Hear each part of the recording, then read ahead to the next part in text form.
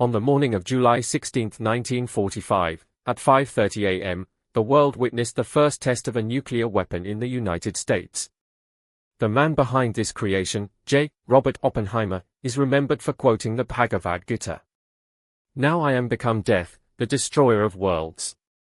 Less than 3 weeks later, on August 6, 1945, the US dropped a bomb named Little Boy on Hiroshima, Japan, at precisely 8:15 a.m. The immediate aftermath was catastrophic. Around 70,000 people died instantly, and an equal number succumbed to injuries and radiation in the following months. Since that day, humanity has shifted its gaze from earthly conflicts to dreams of reaching the moon and Mars. 2 nuclear bombs were developed during that time, Little Boy and Fat Man. Little Boy used uranium-235, while Fat Man used plutonium-239, both highly radioactive and capable of sustaining a nuclear chain reaction due to their abundance of neutrons. In 1945, 64 kilograms of enriched uranium powered Little Boy, releasing energy comparable to 15,000 tons of TNT.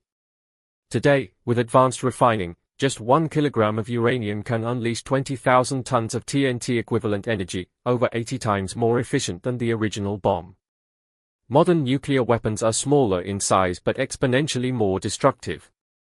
The materials, uranium and plutonium, are still used, but now in much purer and more potent forms. To grasp how powerful uranium is, a single kilogram of uranium can produce as much energy as 2.7 million kilograms of coal used in a thermal power plant. Uranium atoms are extremely heavy and unstable. In nuclear fission, the uranium atom splits into 2 smaller atoms, releasing immense energy. Under normal conditions, uranium remains stable, but when a neutron is added, the atom destabilizes and splits. This split releases 3 more neutrons and a large amount of energy. These neutrons travel at nearly 1/3 the speed of light, triggering more fission reactions in surrounding uranium atoms, a self-sustaining chain reaction. This entire process takes place inside a nuclear bomb. However, initiating the chain reaction depends on the bomb's internal design. The Little Boy bomb followed a gun-type design. It was 10 feet long, 28 inches in diameter, and weighed around 4,400 kilograms. It was dropped from a B-29 bomber aircraft at a height of 38,000 feet. As it fell, the bomb's fins helped stabilize its descent. A 24-volt battery activated internal circuits, including altitude sensors and radar systems. At 1,900 feet above Hiroshima, a switch triggered an igniter that produced a spark. This spark ignited cordite powder, which is a smokeless propellant. The resulting explosion pushed a tungsten carbide disc forward. Behind this disc was a subcritical mass of uranium-235, arranged in hollow rings weighing about 38.4 kilograms. This mass was propelled toward a supercritical core of 25.6 kilograms uranium-235. When both uranium sections combined, they reached critical mass, the exact amount required for a nuclear chain reaction to begin. Polonium-based initiators released neutrons, setting off the fission process. The reaction occurred inside a durable gun barrel that held everything in place until the uranium fully reacted.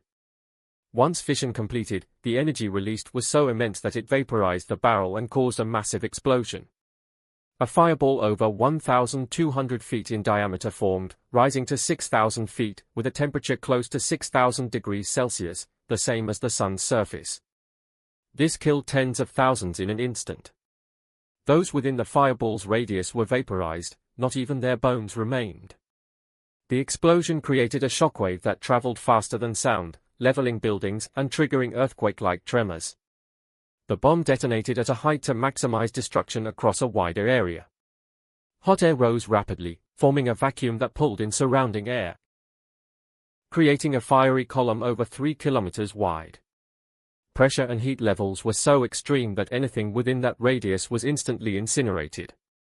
Even people located up to 11 kilometers away suffered from radiation burns and exposure. The nuclear bomb's deadly effects came from 3 main sources: the blast, the intense heat, fire, the radiation. While the explosion and fire caused immediate deaths, the radiation left behind continued to affect people for generations, increasing cancer rates and genetic damage. In total, an estimated 200,000 people died due to the Hiroshima and Nagasaki bombings. Even today, the long-term effects of those events are visible. Oppenheimer later expressed deep remorse for what he had helped create. Despite his efforts to curb nuclear proliferation, the world moved forward with stockpiling more powerful weapons. So, was Oppenheimer a visionary scientist or a creator of destruction? The debate continues. Today, even though 1 kilogram of uranium costs around $7 million, over 12,500 nuclear weapons exist across the globe. More than 10 nations possess these doomsday tools. We haven't used them again in over 80 years. But it often feels like humanity is walking around holding a can of gasoline in one hand and a lit match in the other.